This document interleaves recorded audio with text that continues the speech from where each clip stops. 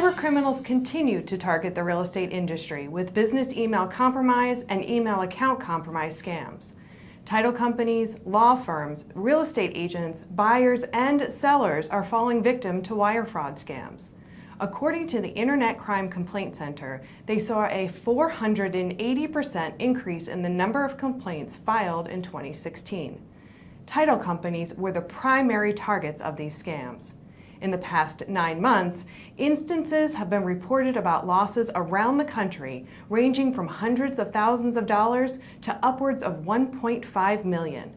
You may be aware of email fraud and what to look for. For example, legitimate versus fraudulent email addresses, spelling and grammatical errors in the body of emails, fake logos, company names, and phone numbers.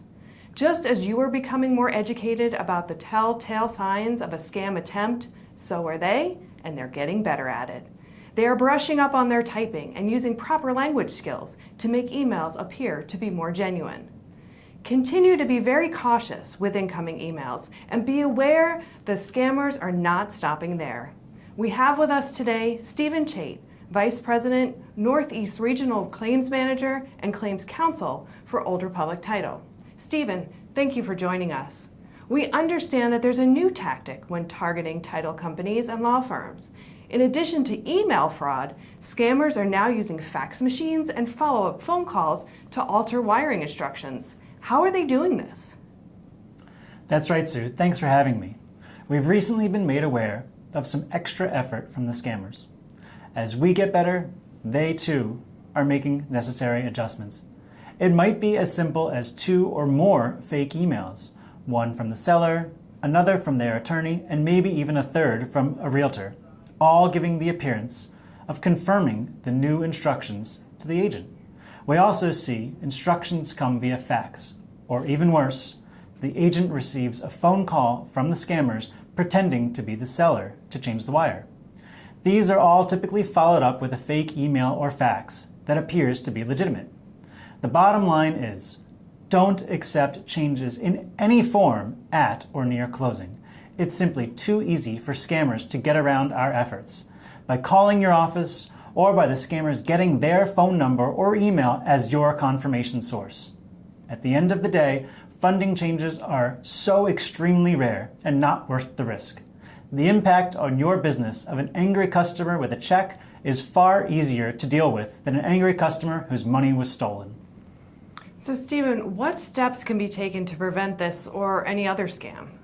Well, luckily, here at Old Republic Title, we offer great education and other resources on starslink.com under the Education and Marketing section. So Stephen, I've also heard that some agents are initiating a process as soon as the file is opened. Can you help us understand what that might look like? That's correct, Sue. Some agents are setting up a procedure with buyers and sellers at the very inception or beginning of the transaction and have both parties agree to it, preferably in person. They use a document, such as a fund transfer agreement, to indicate how proceeds will be sent to sellers and how deposit money will be brought to the table. If the document can't be executed in person, some are having it notarized. Contact your local Old Republic Title agent or office for a sample agreement. This is also the agent's time to ensure that every party in a transaction understands that if there is going to be any variation to the signed fund transfer instructions, the change needs to be communicated using the telephone numbers listed on the fund transfer agreement obtained at the beginning of the transaction, and not through a later email or fax. I also want to stress that this agreement must be obtained at the inception of the closing. Scammers will also try to trick you into amending this agreement. This might prevent fraudsters' use of email or fax as a way of sending revised instructions and a bogus confirmation phone number to pass off the fraud.